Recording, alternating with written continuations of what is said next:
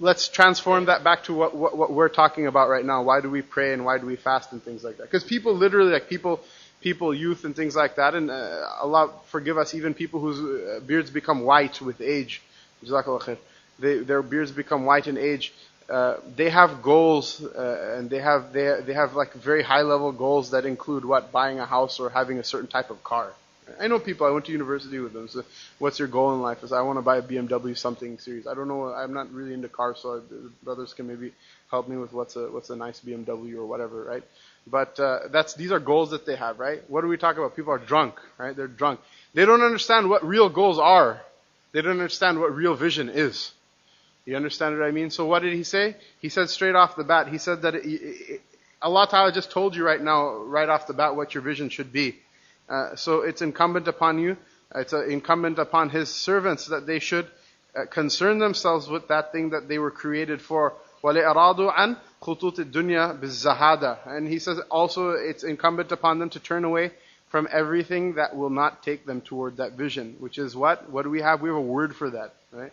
What do you call everything that's not taking you toward your vision of being the one who worships Allah subhanahu wa ta'ala? All of the rest of it, it's called the dunya. It's called the dunya. When you're a zahid, you're a person who's abstaining from everything else other than the thing that is your vision, which is the worship of Allah subhanahu wa ta'ala, right? That is the zuhud. Because a zahid is not a zahid, right? A zahid is not a zahid. Zahid is not a person who does without. Rather, the zahid is the one who's going to get the biggest treasure in the end, right? He in fact is the one who has the most hirs on all of these rewards. He's the one who he loves these things the most, right? Because if he was truly a zahid, right, a real zahid is the one who enjoys a little bit in this dunya and then forever he lives without everything, right? May Allah subhanahu wa ta'ala protect us from being any of them, right? My Shaykh, one of my Mauritanian Shaykh, he told me a small bait of poetry. He says, "Manzilatu safihi min al-faqih ka manzilatu al-faqih min al-safihi. Hadha zahidun fi ilmi hadha wa hadha azhadu minhu fihi." That the relationship with an idiot and a faqih is the same thing is very similar to the relationship of a faqih to an idiot, right? Like 4/1, 1/4. He says they're both very similar to each other, right? Because one person is a zahid from the ilm of the other, meaning the idiot, he's a zahid from the ilm of the faqih, meaning he has very little of that ilm. He takes very little from it, right? وَهَذَا أَزْهَدُ مِنْهُ فِيهِ. And this one, he has zuhud from the dunya. He has even more zuhud from the dunya while having that ilm, while having that knowledge, right? So what is a zahid? He's not a person who does without mutlaqan, in general, from everything. Rather, he wants the big prize. He's the one who wants things the most. The zahid is the one who's a zahid from everything other than what he's going afterward, right? Everything other than his vision, he does without those things. It's not like he does without in absolute sense.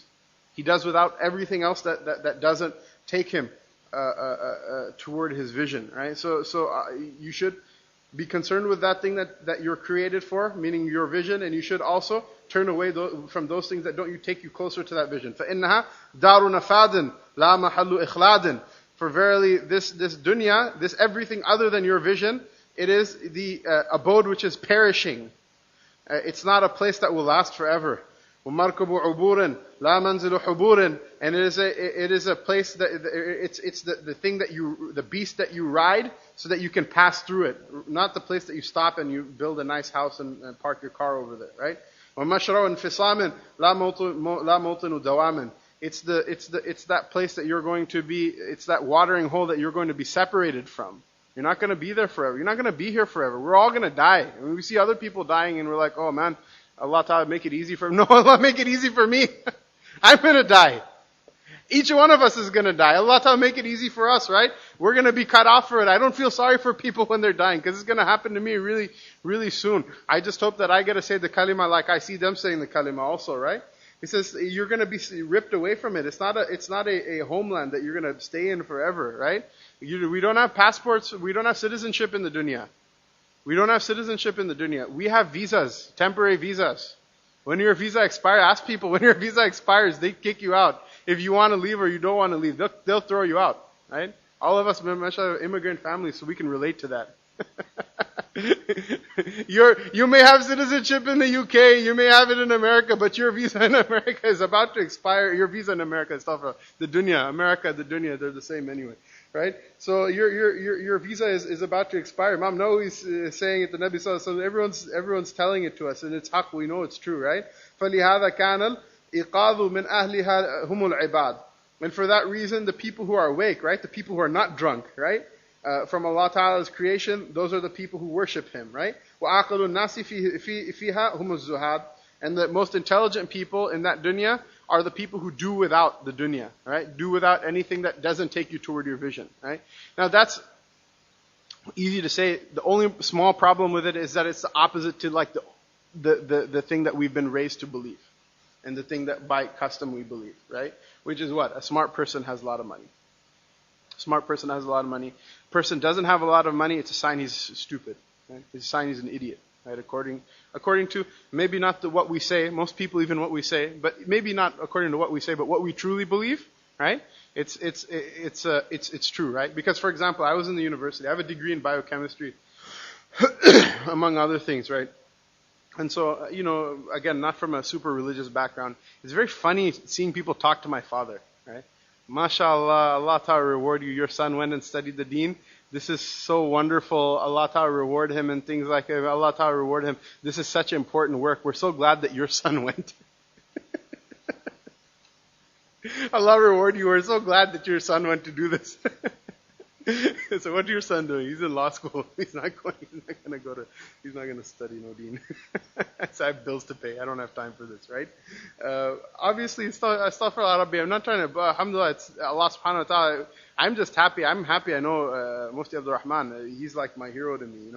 We make dua every day that you guys lose him and he comes back to us. So, I'm just to be fair. I'm putting up a warning. So you guys, stay on stay on your spiritual path, because if you deviate, Allah Ta'ala will take your ni'mah and give it to people like us. He said so the smartest ones are who? Are they the doctors, or are they people who have a lot of money, or who is the smartest ones again? Those are the people who take the least from the dunya, right? Because you usually would think, okay, probably the one with a BMW or the Benz is probably smarter than the one who has maybe a Camry or Corolla, right? And the one who has a Camry and Corolla is probably smarter than the guy who's riding the tube, right? And the guy who's in the tube is probably smarter than the one who's walking. Wow, this is a really backwards system. All of a sudden, Imam Nawawi, right? He's a fundamentalist cleric. He's telling us that no, it's the other way around. And so a person will say, okay, either I believe that or I don't believe it. These people are backwards. That's why the Muslims are getting beat everywhere around the world and blah, blah, blah. And we need to modernize and reform and blah, blah, blah. Imam Nawawi got it wrong. No. Remember, what was our definition of dunya? It's everything that doesn't take you toward your vision. So if somehow getting a car will serve the deen better, or help you earn your livelihood better, which will help you serve the deen better, if you can logically tie the steps back, then no longer are these things part of the dunya, right? They're actually part of the worship of Allah subhanahu wa ta'ala. And when I say people are sakran, when I say people are drunk, it's that they don't take the 5 minutes of their time to the T word, to think, because thinking is very painful. People are very allergic to thinking. Right? Please don't be stupid people. Please think about stuff. May Allah Ta'ala give me the tawfiq of thinking about things, right? The 5 minutes it would take, which would probably not result in a great adjustment to your lifestyle either, but the 5 minutes of thinking it would take for you to connect the dots, to see what things return to the worship of Allah and which things don't, and to kind of sift out the weeds from the garden that you already have in front of you, right? Which means, inshallah, you can keep your BMW, inshallah, as long as it somehow ties back to your vision, right? In an honest way. If it doesn't tie back to your vision in an honest way, then go sell it, buy something cheaper, or take the tube or whatever, right? But that deliberation, that deliberateness that you have in the things that you do, that's what makes a person a smart person rather than a stupid person. That's why Imam Nawawi isn't advocating all of us go back into the caveman era and back into the caves and things like that. That's not what he's advocating. He just says that be honest with yourself and everything that's not taking you closer to Allah subhanahu wa ta'ala, right? Okay, fine, you have some grand theory of how being in a BMW is making you a better person who worships Allah better, right? Then obviously the second BMW is out of the question, right? Right? It is obviously, right? Until you have the money to buy it, right? Then it's not obvious anymore, right? Because hadith of Prophet ﷺ, the son of Adam, if he had a mountain of gold, all he would want is the second one, and he's not going to be happy with anything except for the dust that fills his mouth in the grave, right? except for that dust that fills his grave. So now think about it, right? Think about it, what you have, what you need. Plan it out. When Allah, it's not if. The dunya comes, subhanAllah, it comes in an ajib way when it comes, right?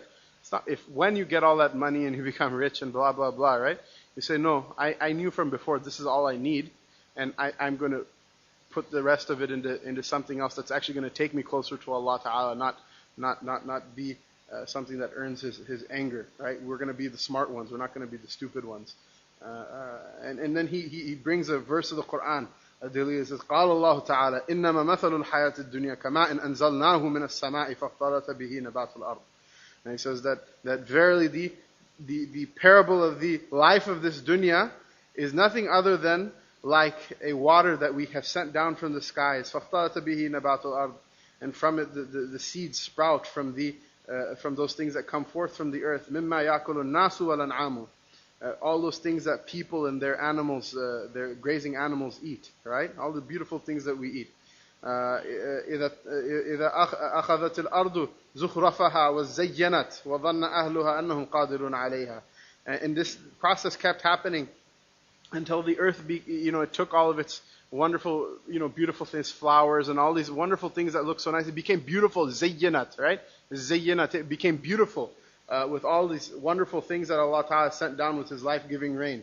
And the people in the earth thought, man, we really run a really good show over here. Right? Because we were talking about that one of the beliefs of the non-Muslim philosophers was that the dunya is qadim, right? Why they believe that, Mufti Abdul Rahman told me about it. I'd never really thought about that before. But that's one of the things that the atheist or rationalist philosophers that are not people of the deen, they used to believe, not people of the sunnah at any rate, they used to believe that the material world has been here forever and it will be here forever. It shares this kind of quality with Allah subhanahu wa ta'ala in the sense that it was never created. It was always there and it will always be there.